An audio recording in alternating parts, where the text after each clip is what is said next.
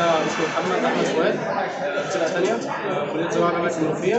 انا دوري في الاسره ان انا ليد الاتش ار. المفروض ان احنا النهارده عندنا ندوه اللي هي كون ريادي.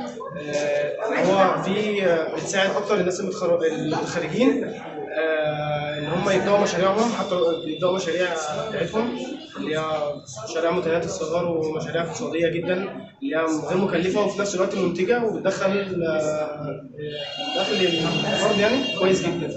النهارده افتتحنا المؤتمر بحضور رئيس الجامعه وحضور عميد الكليه، عميد كليه زراعه، والدكتوره الهام وكيله الكليه. ان شاء الله على مدار 3 أو 4 ايام هيكون كل يوم في تدريب على اعلى مستوى جدا، وهيكون في شهاده تخرج يبقى في شهادات معتمده لكل الناس. والمفروض ان على اخر المؤتمر ده ان يكون كل الناس اتعلمت ازاي انها تبدا مشاريع، ازاي تعتمد على نفسها، ازاي تطور من حياتها، ازاي ان هم يتعايشوا مع السوق الموجود دلوقتي